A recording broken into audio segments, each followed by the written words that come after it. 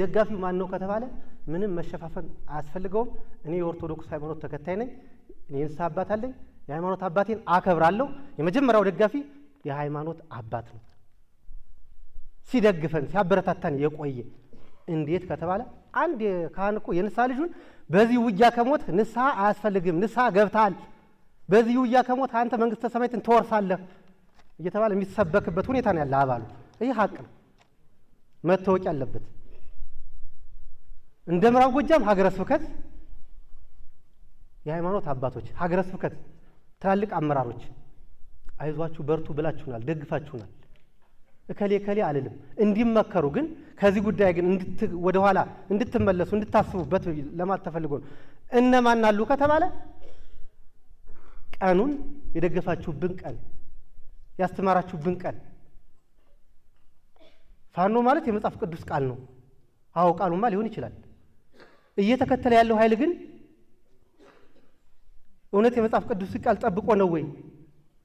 ስምማ ኃይለ ሚካኤል የሚባል አለ፣ ሳምሶን የሚባል አለ፣ እስጢፋኖስ የሚባል ጽንፈኛም እኮ አለ። የእነሱን ተግባር ይወክላሉ ነው። የመጽሐፍ ቅዱስ ቃል ነው አይደለም የሚለው አይደለም። እንትን እያለኛል አይዟችሁ በርቱ ነው። በጣም የሚያሳፍር ማለት ነው።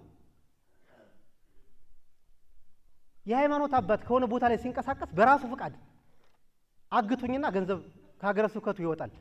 ዝም ብዬ በደግፋችሁ እንኳን ተጠያቂ ሆናለሁ፣ የመንግስት አካል ይጠይቀኛል፣ መከላከያ ይጠይቀኛል ተብሎ እኮ አንድ የሃይማኖት አባት ሆን ብሎ እስረኛ መስሎ እኮ 800 ሺህ ብር እኮ ለጽንፈኛው ሰጥቶ ይወጣ የሃይማኖት አባት ያለበት ማን ነው? ምዕራብ ጎጃም ሀገረ ስብከት።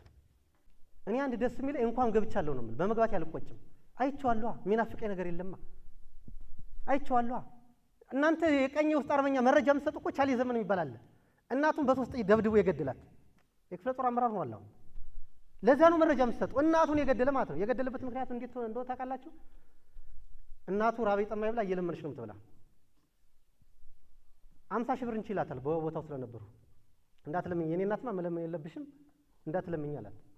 አይ ልጅ ይሄን ገንዘብ ስታመጣው እኮ ህዝብ እያስለቀስክ ነው። ከድሃዎችና ከኔ የቢጤ ያመጣውን ገንዘብ ማን ያልበላም እኔ እየለመንኩ እበላለሁ ስትለው በዚህ ቃል ነው ደብድቦ ይገደላት። እናንተ በሌላ መንገድ ልትስሉ ትችላላችሁ። ይሄ ሰውዬ ይጠየቅ እየተባለ አልተጠየቀም። ታዲያ እንደ ዞን አመራር፣ የወረዳ አመራር፣ የመንግስት አካል ህዝብ ያመነው እንዴት ለነዚህ ሰዎች ተላላኪ ይሆናል ነው የኔ ጥያቄ። እዚህ አጉት ላይ አታስታውሱም እንዴ? 2 ልጆቹን የካል ልጆች ደፈረ። ለምን ብሎ ሲጠይቅ እኮ ለምሽት ዋስትና አለ ወይ ብሎ ምሽቱን ጥለዋል እኮ። ከምሽቱ ገላ ላይ እኮ መስቀል እየጣለ የለመነ አባት እኮ ነው ያለ። እና እናንተ የሃይማኖት አባቶች ለነዚህ ሰዎች መረጃ የምትሆኑ ደጋፊ የምትሆኑ በዚህ ልክ እያወረዷቸው አይደል እንዴ? ምናልባት እናንተ ከተማ ስለተቀመጣችሁ ነው እንጂ ስለናንተ ልጅ ስለናንተ ባለቤት ዋስትና ትወስዳላችሁ እንዴ? አትወስዱም እኮ። እንስተካከል ነው። ህዝባችን እየተጎዳ ነው። ማዳበሪያ የሚገዛበት ብር መንገር ላይ ቀርቶበታል። በድጋሚ የምናገረው አርሶ አደሩ እያለቀሰ ነው። 3 ዓመት ተሸከመ። በክረምት እኮ ጠላ የማይቦጭበት ቤት አለ እኮ። የችግር ወቅት ነው ክረምት አይደለ? የጽንፈኛ እኮ ከአንድ አርሶ አደሩ ገብቶ ለምን ጠላ አልበጠበጥሽም ብሎ አርሶ አደሩ ሚስት የሚደባደብ ኃይል እኮ ነው ያለ። 3 ዓመት ተሸከመ። እስከ መቼ ነው ተሸክሞ የሚያበላ የሚያጠጣ? ለምን ኑ አንላቸውም? ለምን አይመጡም? መጣ ሁኔ ምን ሆኖ ምን የተቀነሰ? ምናልባት እንደዚህ በመናገረው እውነት ልጎዳ ካልቻሉ በቀር ስለ ሚዲያ አንድ ነገር ልንገራችሁ። 3000 ሰው አለ የተደራጀ የሚዲያ እንትን ማለት ነው። 3000 5 ፌክ አካውንት አለው ፌስቡክ። ልታውቁት የሚገባ እናንተ መልካም ነገር ስትናገሩ 3000 ሲባዛ በ5 ፌክ አካውንት ከራሱ ጋር 6 አካውንት አለው ማለት ነው። የፌስቡክ አካውንት 18000 ነው አይደል የሚሆነው? ላይክ ሼሩ ኮሜንቱ የሚሰድቡ የነዛ ሰው ነው። የብዙ ሰው እንዳይመስላችሁ። አንድ ሰው 6 ጊዜ ነው የሚሰድባችሁ። የተደራጀ ኃይል አለ በሚዲያው። ሰሞኑን አላያችሁም እንዴ? እኔን እኮ እንግዲህ እናንተ የምትከተሉት እዚህ ላይክ ሼር የምታደርጉ በፌክ አካውንት እናሳየ ደርቤን ታውቃላችሁ፣ መረጃ ትብን ታውቁታላችሁ።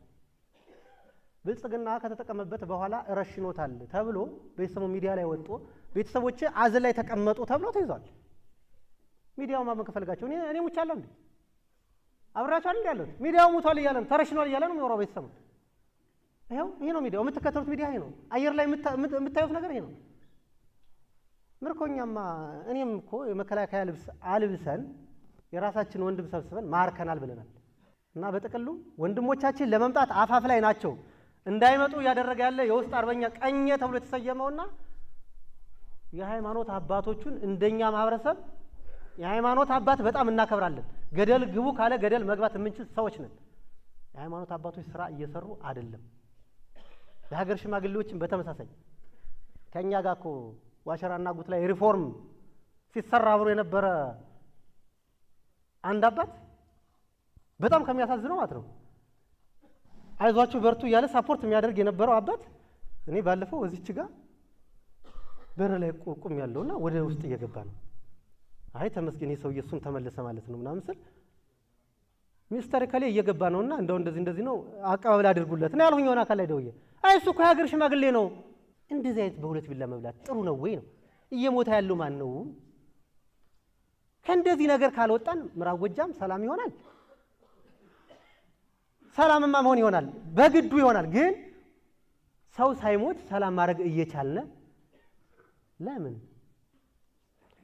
ጦት ተቆረጠችና እንደዚህ አድርጎ መንግስት መከላከያ ገደላት የተባለችቱን ሴት እኮ ሚዲያ ላይ ጥሩ አይነት ስኬት ነውና ቀጣይ ደግሞ በአካባቢያችሁ ከተሰዋ ብልቱን ቁረጡና በቪዲዮ የተደገፈ መረጃ ስጡን እኮ ነው የተባለው። እና አጉት ላይ ብልቱን አልሰለቡትም ነበር እንዴ? ሲነቃ ሚዲያ ላይ ሳይወጡት ቀሩ እንጂ ጨካኝ አይደለም አትበል እንጂ ተው። በጣም ተጨካክነን እና እንደዚህ ከሚያደርግ እጅ አልቆረጠም። እጅ ከቆረጠ ጡት አይቆርጥም ብለህ ታስባለህ? ብልት ከቆረጠ ሌላ ምን ማድረግ የሚከብድ ነገር አለ? እና ለነዚህ ሰዎች መረጃ መስጠት መደገፍ ተገቢ ነው። ህሌናስ እንደው መንግስት ምንም እንዴት አይነት ህሌና ነው የሚቀበለው ነው?